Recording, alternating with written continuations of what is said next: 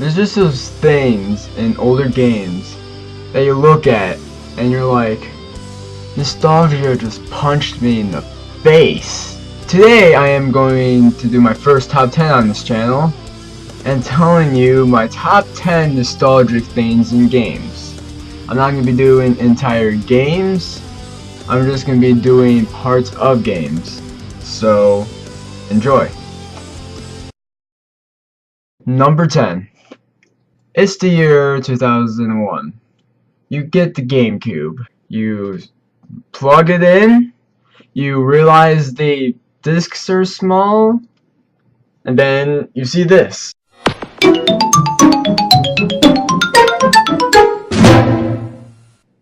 That was amazing!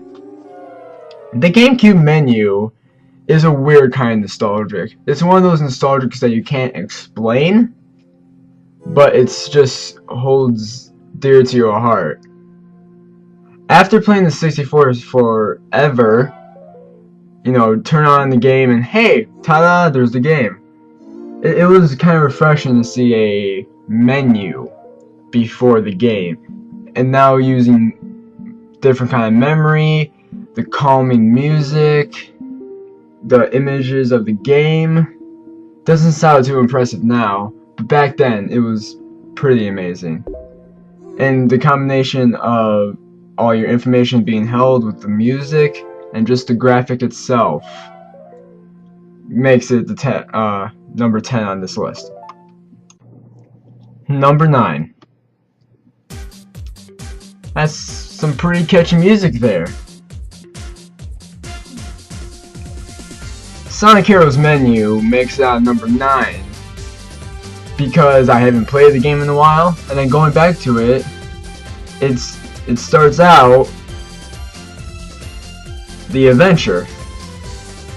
You know, seeing all the different kinds of modes, just combining that with music, being one of the older 3D Sonic games, it felt pretty good. Going back to it, I don't know why, but I did get a nostalgic feeling from it again.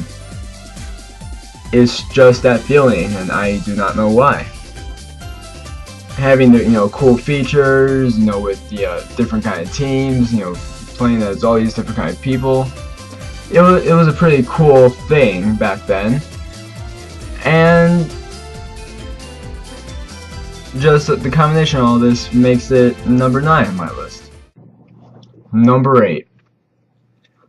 I know I explained the last two pretty badly, but I think I could explain this one pretty damn well.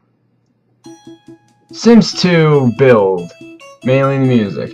This is the first Sims game I actually played, because I wasn't aware there was a original Sims, and then I played the Sims 2, and it's just like, awesome. Building the house for the first time was pretty great, because I didn't know that much creativity could be in the game.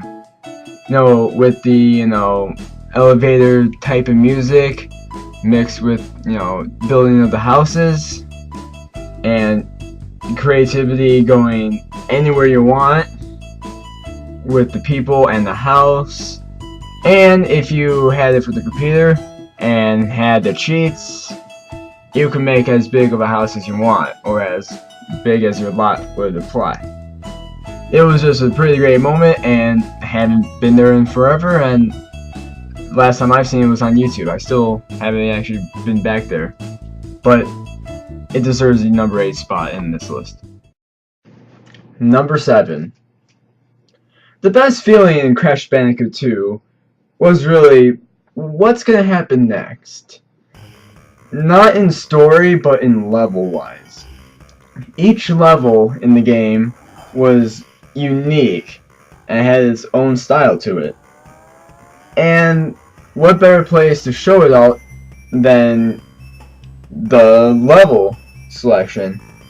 You had a certain amount of levels you had to defeat, and then you go back and you fight a boss. It felt amazing, and the music, you know, looking back at it now, it gives me that nostalgic punch in the face. Haven't played it in years, still love it to this day. Number 6.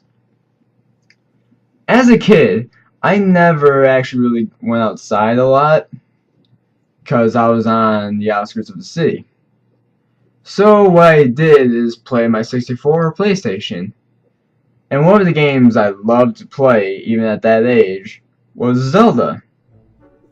The opening just is the greeting of the game. Unlike any other game, it gives you the first-person view after this amazing storyline that just got rushed into, but a good kind of rush. And you see Navi, which you didn't know was Navi.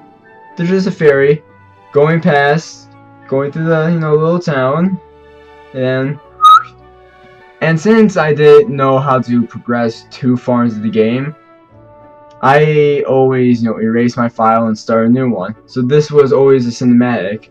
I kept on watching and watching and watching, and I just like the cinematic itself, and it gives me nostalgia all over the place, even when I play it to this day. I still play Ocarina of Time like crazy, as you could tell from the Let's Plays, but it's still nostalgic, even though I play a lot. And knowing that, it deserves the number 6 spot on this list. Number 5. You start up this new Mario game, you jump out of a pipe. All you hear is outside noises, you walk into this new castle, and then, BAM!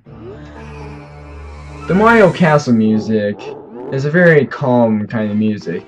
It just lays down a subtle tone, and it's just a good background music for levels that are waiting up for you. It's a very good first tune to hear, and you hear it a lot during the game. It's just one of those time nostalgias. Most of these on this list are. Playing this as, when I was 2, it was a pretty amazing experience, and the music holds up to this very day. Number 4. Final Fantasy IX was the first RPG I've ever played. It was for PS1. I loved it to death. But the thing that really is nostalgic to me for the most part is the overworld music.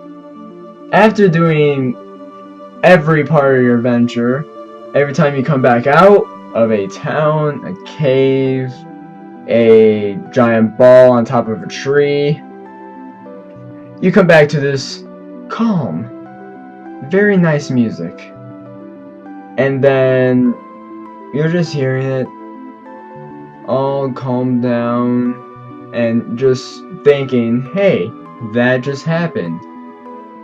And then random encounters, always have to screw it up. Going from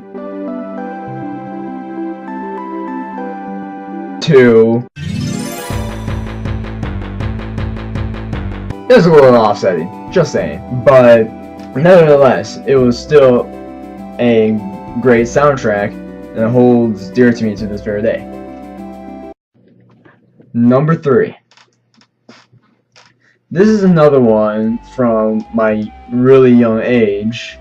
I didn't have Donkey Kong 64 when I wanted it, but then I got it and I was happy as all hell. But one of the first songs, except for the whole village, I guess you could say, village thingy, was Donkey Kong Island. It was setting for most of the levels, and it just gave that feeling that, yeah, you are on the island, you're just kind of chilling. And then you go over to the King K. Rool ship. It gets all dark and gloomy, and then there's the hardcore levels there, and it just gets Nyeh. That's a word, right? Right? That's a word. But again, it's just one of those, I heard it a long time ago, and when I go back to hear it, it just feels good to me and gives me that punch in the face of nostalgia that I actually like. Number 2. Corneria. The vast city. Airships flying building blowing up. Oh my god, this is really in a 64 game. Oh, looks so awesome. And then you hear this. All range mode. The first boss of Star Fox 64 was a pretty great feeling. I hardly go back to that because I'm always going through that secret path. But when I do go to it, it's just like a nice invitation to be like, hey, this is what you're gonna deal with. Monkeys and giant robots that try to kill you. Even though he was really easy, he was still a good boss, even though nobody remembers him. Apparently I'm the only one who remembers him. I might be wrong, I might be right, I don't care. But this monkey in a giant robot, how does that make sense? Was a really good boss and very nostalgic boss to me. And number one nostalgic things in games, Super Smash Bros. Opening. I actually never owned this on the 64. I always begged my parents to take me to, well, at the time, Blockbuster when it was not closed. And I always got this game, or Majora's Mask, or Banjo-Kazooie. Hearing this opening just gives me that nostalgic punch in the face. Because every time I pop it in my 64, turn it on, and hear it, you know, the best fighting game that was out there at the time, with my favorite Nintendo characters, just seeing the cinematics and hearing the music was the best thing ever as a kid, and still the best thing now. Even though the later games do have, you know, better graphics, better cinematics, it's just not going to give off that same feeling that I had when I first played Super Smash Bros. For the 64. And that's why this game's opening is in number one of this list.